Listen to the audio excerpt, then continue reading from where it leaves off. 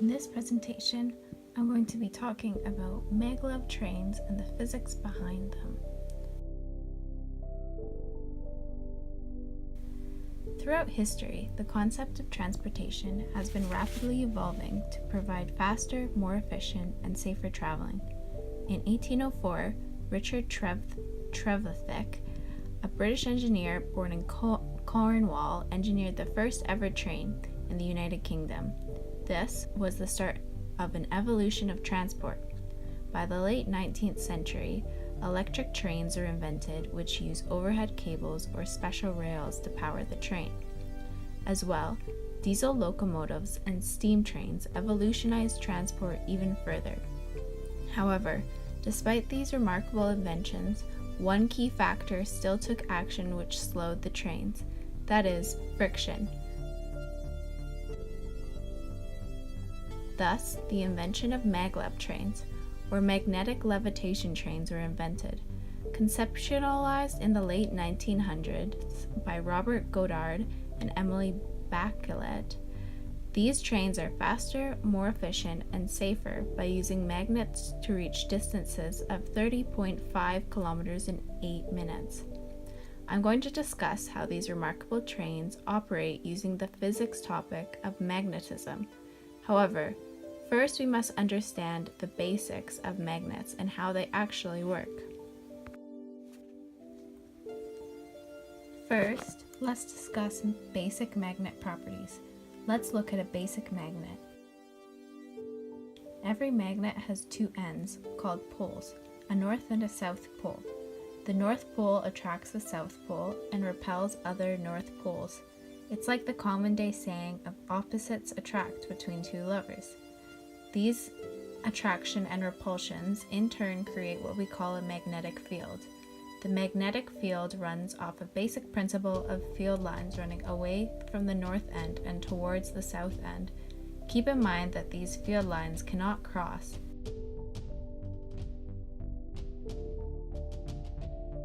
In this bar magnet, these field lines are constant and cannot be turned off. Even by cutting the magnet in half, there will still be north and south poles, which create a magnetic field. This is called a permanent magnet. An electromagnet is similar to a permanent magnet in that it uses electromagnetism.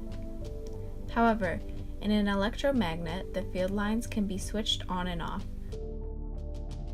Let's discuss how this concept works. In these types of magnets, the magnetic field is produced by a current.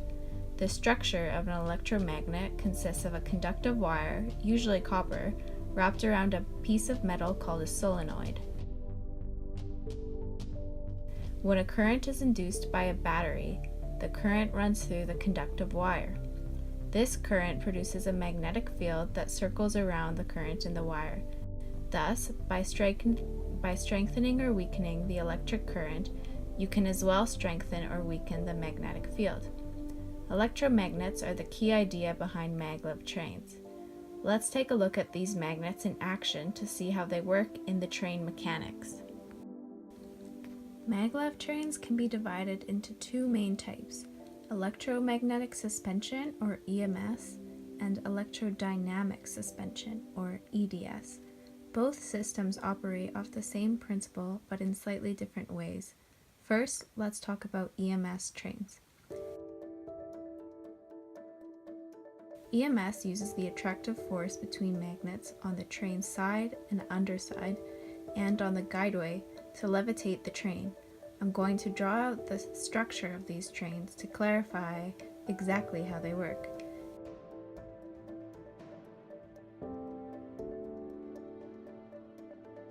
You can see there are two magnets on EMS trains, a levitation magnet and a guidance magnet. As for levitation magnets, the magnetic attraction between the north and south poles will overcome the gravitational force. This in turn levitates the train on the track. As for the guidance magnets, they are arranged so similar poles face each other. This creates a repulsion that prevents the train crashing into the side rails. In the event of a power failure, the EMS maglev train is equipped with an emergency battery power supply so that the maglev train will not crash into the guideway. The side rails of the train are also lined with propulsion coils. These coils use electromagnetism, which we discussed earlier, to propel the train. The electric current supplied through these coils is constantly changing, alternating the polarity, or attraction or repulsion of the magnetic field. This change in polarity allows the attraction of the magnetic fields to pull the train forward, while the repulsion on the magnetic field to push the train from behind. The ability to change the polarity of these magnetic fields allows the process to repeat over and over again, causing the train to move along the tracks at high speeds.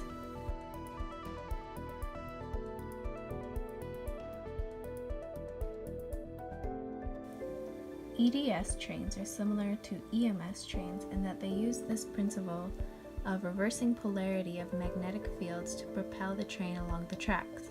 They also use the same levitating and guiding magnets such as EMS trains. The difference, however, is that they use superconducting magnets.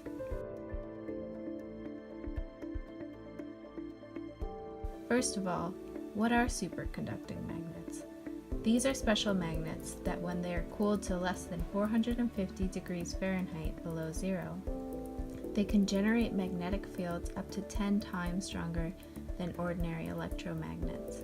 The physics behind supermagnets is slightly mind-boggling but very fascinating. When a magnet is cooled enough to become a supermagnet, it refuses to let magnetism penetrate inside it. This is what the magnetic fields look like compared to a regular magnet. By placing a supermagnet in a magnetic field, this inability of magnetic fields passing through it enables it to levitate. Overall, this system saves significant amounts of energy. Superconductors can as well continue the current of electricity even once the current is shut off.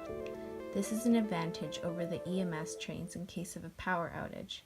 The only drawbacks to the system is that maglev trains must roll on rubber tires until they reach a liftoff speed of about 100 kilometers an hour before they begin levitating.